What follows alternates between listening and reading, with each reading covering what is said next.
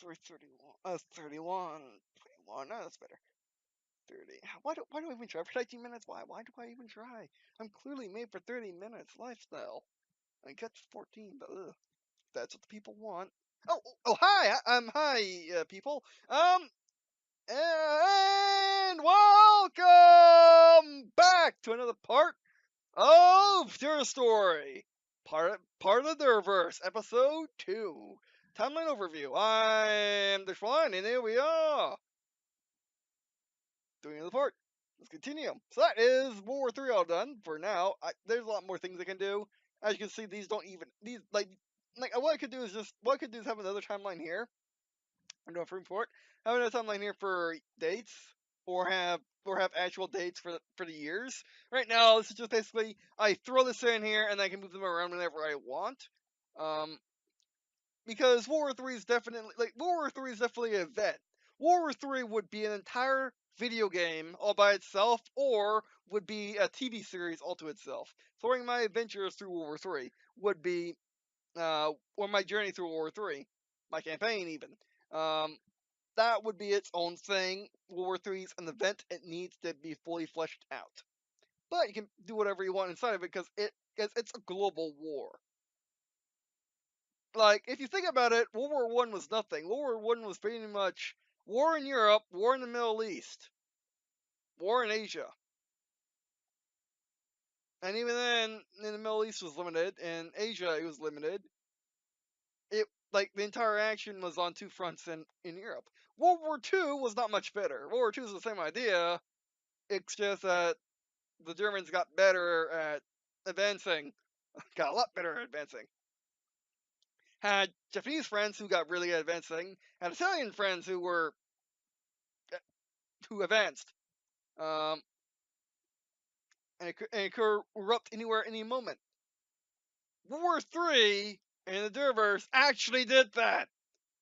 With the Eastern Coalition basically being Putin, whoever the jerk who rules China is, it just made himself emperor, without saying emperor, because that would be politically incorrect, even for a communist country.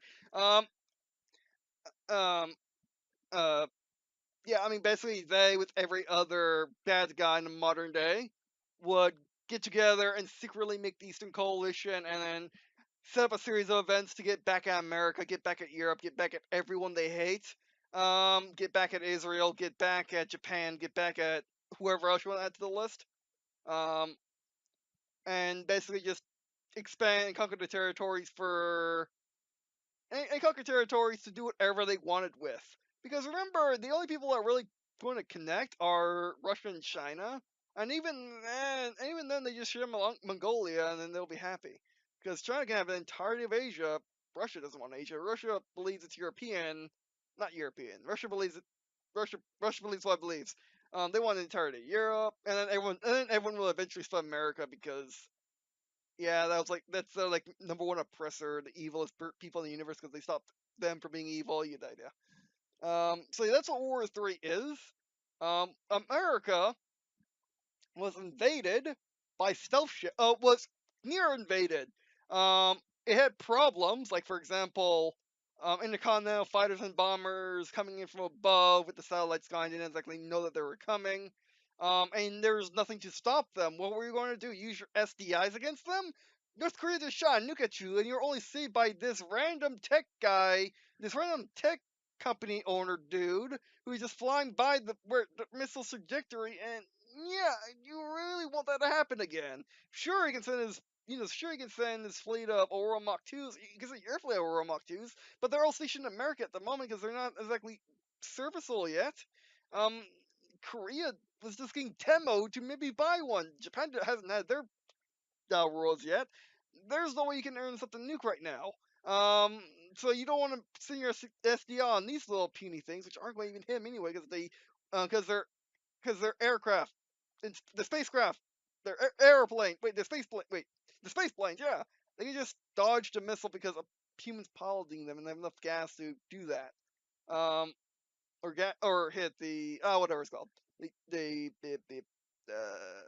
yeah, whatever. And besides, they're meant to hit something falling on trajectory, not something flying in space. And then pretty much what Intercontinental Fighters do is basically you drop down in the atmosphere and fight normally, then go back up, which is cool. Which is what the Supersonic Fighters did, or Hypersonic Fighters did in Command and Conquer 3, and what the I forgot the Hammerheads. The Hammerheads. I think it was the Hammerheads. Did too, where their ability was to drop down randomly because they flew up really high. They flew above the camera and then dropped down over the camera. That's what Intercontinental Fighters do. I demoed it some in my series. I'll demo it more when I get to doing the Aurora Mach 3 and 4. Or well, oh, we did. We actually developed the Aurora Mach 3. In the Aurora Mach 4, I can show it more better. In the Aurora Mach 2D, I can show it even better. But we'll get there when we get there. And yes, my English is being weird tonight.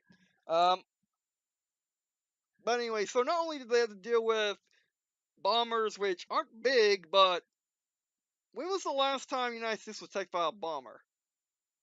It was attacked by a fire-bombing fighter plane once, but not a bomber.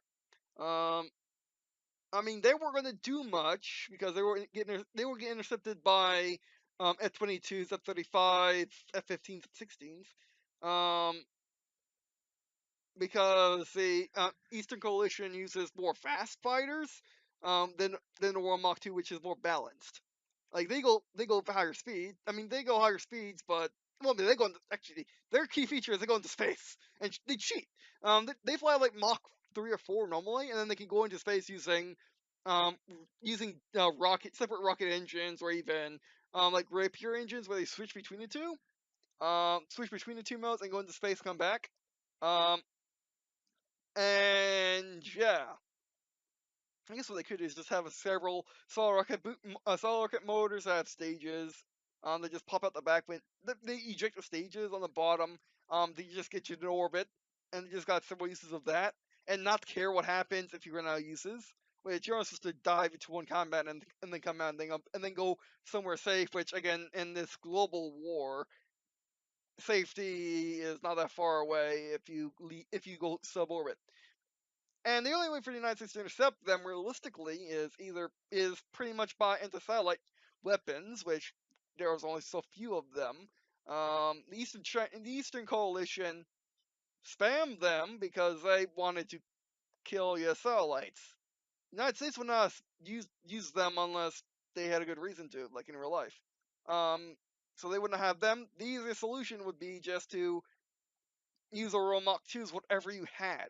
Like the prototypes, the early production models are stationed in America. Use them to defend America. Um, even though they're not supposed to be deployed in service yet. Like for example, could have the F-22 gone to combat when Ace Combat said it would be, which was from the 90s to the noughties to the teens, 20 teens. It could have. Um, you know, would it have been ready? No, but it could have if they invaded America, whoever they are. If they invaded America, yeah, they would have been used. Um, if they're going after air shields, they're going to use the strap missiles on and just use them. So yeah. And then only to add on to the problems, they America was attacked by stealth ships. Pretty much reorganizing a story I made up, I threw away. When I'm coming back to America, getting all ready for going to E3 again, or maybe for my first time, depends. Well, maybe it was for my first time. Will be my first time showing a game. That will definitely be it. As not as from not from Green&Blue Productions, like this channel, but as like an owner who helped develop a game. Um, like in the Aurora Mach 2 simulator, um, which would be a full-on simulator and realistic. Also have arcade controls for people that want it or need it. Like arcade physics and arcade controls. Basically, you can just mess with the settings a lot. It'll be awesome. I want to do that in real life actually. I want that in real life actually. But anyway, so I was coming back. So I was coming back over the Pacific Ocean. It's not the Atlantic. The Atlantic is amazing. The Pacific is kind of no offense to you Westerners. Oh wait, West Coasters? West Coasters. That's better. Kidding. But anyway, no, West Coasters is better, but no kidding. Wait, no kidding. Wait, you get the idea. Kidding as West, because America's the West. Even though you can go west, even though if you go west from America, you hit the east because that's how maps work. But anyway, that's what I was kidding about. But anyway. So I was coming back, and then guess what happened when I was getting low on fuel? Probably a third. A third of Earth's range is pretty far, but not that far when you're at the end of it.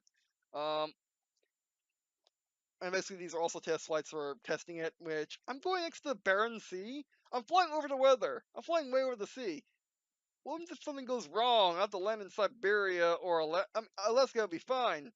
Siberia would not be fine. Good thing I'm in power armor, or at least flight armor. Flight armor is just flight armor just has an insanely thick gel layer, so you can pull some insane G's. Gel, by the way, is the thing I use in armor to allow you to take fall damage, so you don't take. So basically, it's pretty much what it is basically Battlefield Parachute, in which you don't have to press a button.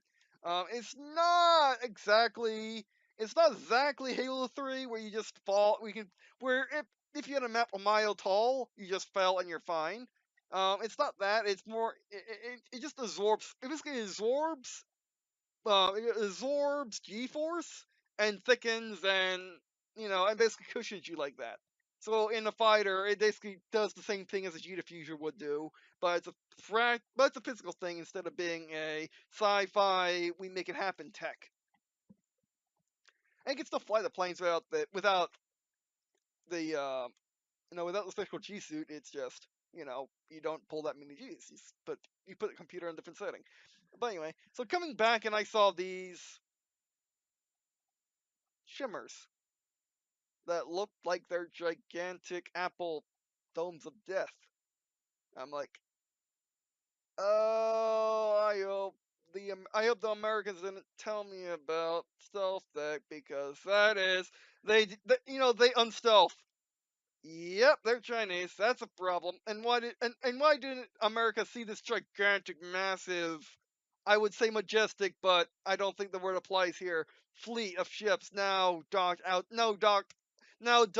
a couple miles out of California, or now stationed a couple miles off California? Well, because of stealth tech. Um,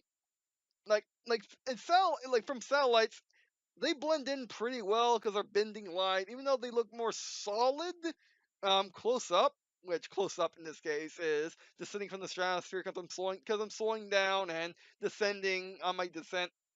That's using too many words. That using too many words that mean the same. Um, in order to obey the don't go supersonic over residential areas thing. Um, and when I'm slowing down, I saw them, and yeah, that was a problem. Basically, you got what do I see? You see cruisers, a couple aircraft carriers are launching planes. That's a problem. I had to intercept. I am low on fuel. We are in problem. We're in problems. And that's the actual Star Wars 3. So pretty much North Korea was the shiny object. Of course, the Eastern Coalition, aka China and Russia, promised North Korea that they take care of them. We'll take care of the big bad guys. You go and take South Korea. Unify the Koreas. You do your thing. Also, that nuke, launch it. Hail Mary. They're gonna accept it with their SDI. It doesn't matter. We'll make sure America doesn't even exist after they doesn't even exist after they intercept it. Like that nuke is just nothing. Um, so yeah, basically, which North Korea will be dealt with, but and what added bonuses is American military moving towards North Korea. Guess what? The Chinese military is now on the California coast. So it's a good thing the National Guard exists and the Coast Guard, and America overstations everything at home. Uh, so yeah, and nothing's happening on the East Coast because there's no way anyone can get there, albeit some random African nation, which are probably all landlocked anyway, for all we know. And oh wait, that's Cuba. I forgot about Cuba. Yeah, Cuba was the random. Yeah, Cuba is probably wanting to invade Florida. Basically them using Chinese and Russian ships on loan with stealth tech, and them just pulling a good old the good old 1960 trick of, oh hey, we're friends totally. We don't have any nukes here, which they don't have nukes there, but they have tons of stuff. And then they have Florida, which was the worst mistake because there's islands there and their line's home is there. You don't do such things as in Florida. One doesn't simply stroll in Florida and expect to live past 5 seconds. Not to mention Florida's naturally being there. Floridians naturally being there, and they're you don't mess with Florida. You just don't. We don't tell you not to mess with Florida. We're not Texans, but you don't do that. What's the last time Florida's been messed with? Exactly. But anyway, so yeah, that's like World War III in a nutshell, and it's all over in like a year and a half, thanks to Green and Blue's ability to like say, oh, we have this, like, oh, like we have special technology for you, you, and you, and you. And pretty much with the very real threat of being overrun by by a lot of countries, all the countries working together finally, especially after the period we left, like the period we're actually in the modern day in 2018. But anyway, and yeah, so pretty much like the overall idea for the Derverse is happy. It's the hero always wins. Everything is great. Even the fall is actually not that bad, which we'll get in the fall in a second, or when it gets to the fall. Like nothing is terrible in the Derverse. The Derverse, one could argue, is is anti War 40K and even anti Star Wars. The Derverse is more realistic Star Trek and DC without the crazies all like in every square block. But anyway. All right, so what do we got here for the timeline? So I think, actually, no. Let's finish up the early era. So moving on. Ooh, we were actually. Ooh. Oh yeah, we're at the end. Yeah, we're at the end of World War III. Moving on to 2016 event Met Luck. Oh wait, no, that's not what it is. That's not what it is. No, actually, that's not what it is at all. My bad. Look, it's like, hey, there, Luck Force. Okay, 2026. Der Luck. Met Luck. 2026. Green and Blue. Experimental Super Heavy. MBT, because that's what I'm calling it now. Because it's an MBT. It's like, how can a Super Heavy be an MBT? Watch me play Japanese Super Heavies and Wolf Tanks. I make them MBTs.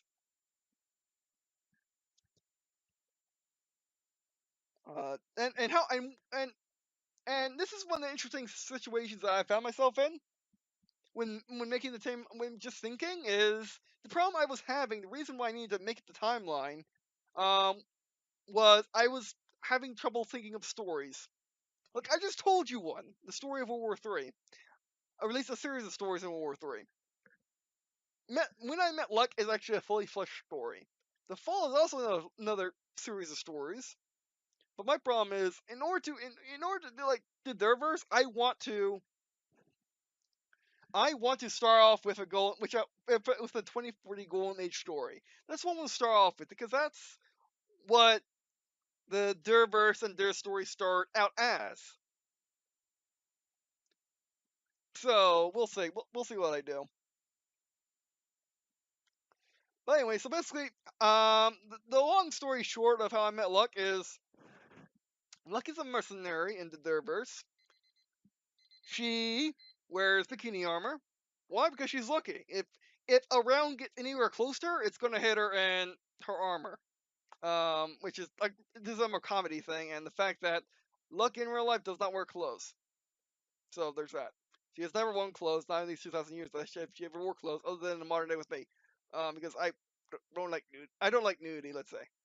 So she wears bikini armor. She also has a.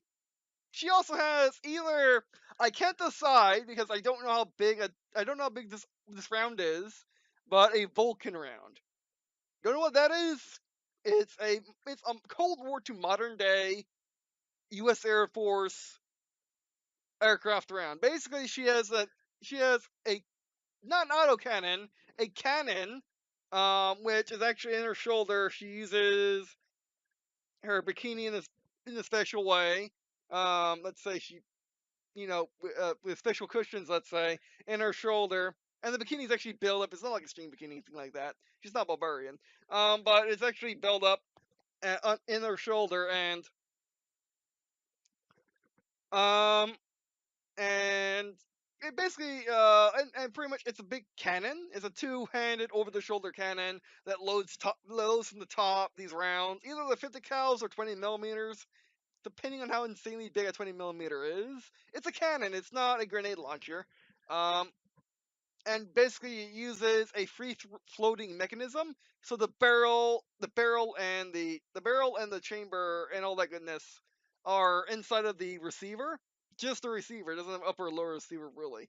I guess it is just so you can split it open. It has an upper or lower receiver where it floats freely in it almost, but then it has basically anti-railgun in it. Where basically it's a railgun that's made out of natural magnets, so they're always on, which helps absorb the recoil. It's also what's used in the stock. I'm doing like things with my hands. It doesn't like I'm doing like I'm showing you what it is with my hands. I don't think you can see that, can you? Um, I guess I guess it helps me give you an idea. But basically, it uses that in the railguns to help the railguns. Which, by the way, how the railguns absorb recoil is they recoil like a semi-automatic pistol or a slide action semi-automatic pistol. So basically the upper receiver jams back into the stock like an M16, I guess. Um, so basically, you got this entire receiver moving back and forth on the railgun to help absorb the insane recoil it takes when you're propelling around Mach 5 or beyond. She does the same thing with this 50 cal or 20 millimeter shooter or 20 millimeter cannon shooter. Um, and pretty much how she does it is that the floating thing's connected with another thing, a big round thing on the bottom of the gun, which is also where her grips are. And basically that's like just gigantic, massive magnets, which basically prevents the thing from. Basically, it smoothly prevents the thing from, you know, either flying up in the air, ripping out of her hands, flying up in the air, or breaking her shoulder.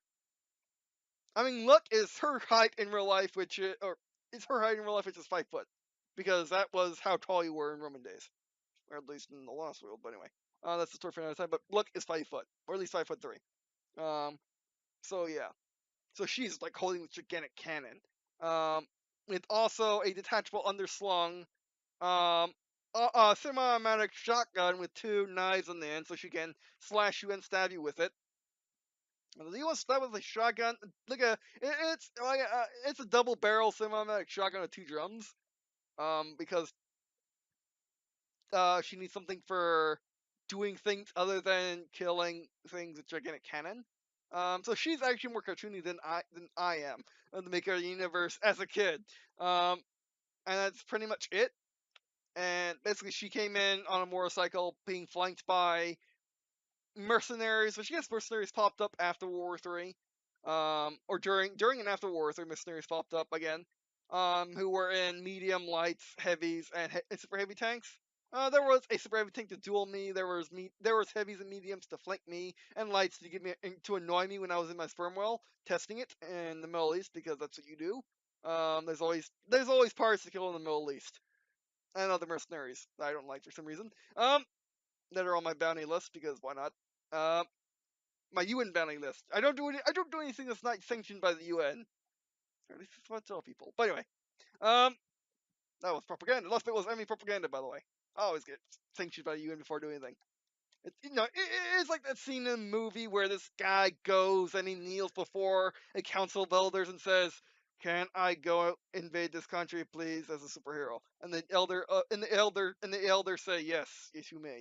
You have our blessing." And you know that moment, I do that with the UN a lot. Um, but anyway, um, so yeah, basically she rushed. Well, basically she sent this some random merc she hired, poor souls, at me because they were fighting a sperm whale super heavy. Um, oh wait, that is actually a breaking the logic. I'm breaking my own rule. because this was actually made before I made World War Three. Before I actually put this firmware on the timeline. Oh wait, hold on. I think I need to wrap the video. So let's wrap this up real quick. Actually, you know what? There were super heavies in World War Three. Oh wait, because this is a prototype Spermwell main battle tank. Do I want to be a prototype? Basically, how bad do I want the Spermwell to be the new heavy tank, in which everyone bases the heavy tank off it? I want that very badly. Um, yeah, you know what? These mercs have a super heavy. They don't exist yet. Um, so yeah, these mercs sent a bunch of heavies and mediums after me. Heavies were from World War Three. And you know, World War Three with arms proliferation, stuff like that, meant that a lot of people could get weapons, which is good for you. The storyteller, which is good for you, the storyteller, because what you can do is have your band of whoever's your superhero, your hero band, go about interacting with the world, and you can even have tanks because people sell tanks all willy nilly like. Albeit like not America or well, not America or any of the unions don't sell their good tanks or their good stuff. You have to get them by cooperating with the union, being rewarded and stuff like that. And yeah, that could be a thing. Like you could have a classic D&D story told, in Derverse. That would work. But anyway, so yeah, she sent a ton of guys after me. I destroyed them all. It was easy. Duel the heavies. They basically flanked me on all flanks. Because I was a sole tank, just testing out the super heavy. This was a good test. They're testing out the sperm wall. This was a good test. And then she rushed me on a motorcycle wearing a bikini, which I was distracted because I don't get distracted like that. I got embarrassed because bikinis. I didn't get distracted, and immediately started to try to non-lethally get her with my rounds, which is hard. So I started switching to my into personnel. The sperm whale is an insanely tall tank, an insanely wide tank, an insanely long tank. Even though it's not that much bigger than an Abrams. Actually, let me show you what a sperm whale is. Let me give you a nice little previews. This, everyone, for the second time on this channel, is a sperm whale. Super heavy tank. This is better. This is better. This one shows you the arcing, shows you the gun, how far the gun goes in the barrel. It's really tall. Um, every millimeter is a inch. So yeah. And by the way, these lines here, these two, they're actually crew positions, and they're 6 foot. So it's a roomy vehicle. However, the firmware only has like a cockpit, a forward compartment no one cares about, the gun compartment or the firing compartment in different in older tanks, and then engine compartment, and that's it. It has completely unmanned turret in order to have a firing rate of its drum roll, two main guns, which are 200 millimeters. I know they don't look like they're coffee straws on this thing, but they're 200 millimeters big, and being railguns, they're insanely powerful. Um, Despite their tiny size. Like they're small. They're like in the storybooking, it's they're small for their age. They're small for the golden, like they're small for the early era and golden age, but still. And of course, it's really insanely angled armor, which makes it really tall. Because I did something the Soviets never dared to do, which is which make an angled tank that's actually you know big enough for adult people, um, for adult humans. So yeah, and it has 9 sets of tracks, 3 on the sides, 3 on either side, and 3 down the center. They're all individually turning. So basically, they use now this photo doesn't show it, but they have 2 sets of tracks. They have 2 tracks and these track sets. The boxes are track sets, and they use gigantic. Insanely powerful electrical motors. Um, with some railgun based electromagnetic technology, because why not? and it will actually need help. And then basically they counter rotate like a normal tank individually to turn these gigantic tracks to the side. So you can turn the entire tank as a car. And all 9 tracks turn. There's one in the center which you don't see in these photos. Yeah, it can also turn like a normal tank if you want to turn really slow, like. And why is it turning like that? Because it'd be more efficient to turn that way as opposed to turning, well, turning like a rat-sized track, where you get this entire track going across a long vehicle. It's too long. It's the problem. It's one of the problems with the Almighty Tog is the Almighty Tog is still a longer track. It can't really turn. If you turn all the tracks, that problem's gone. Has separate tracks, and if separate tracks, you can go in and out of trenches, climb inclines better. These photos don't show it, or these schematics don't show it. They're early concepts. But pretty much the tracks can tilt up and down into grooves on the track. I'm still figuring out how those work. So basically, they can tilt up and down into grooves, allowing them to essentially move these massive tracks up and down. So basically, it can just slowly claw up a hill. And of course, they're tracked. I want to say similar to a Sherman, where you got the big track, where you got the small track, you got the track, and then the little tracks, and then the big track. Instead of like a mammoth tank, where it's one big wheel. So yeah. Alright, by the way, that'll be it for this video. Thanks for watching.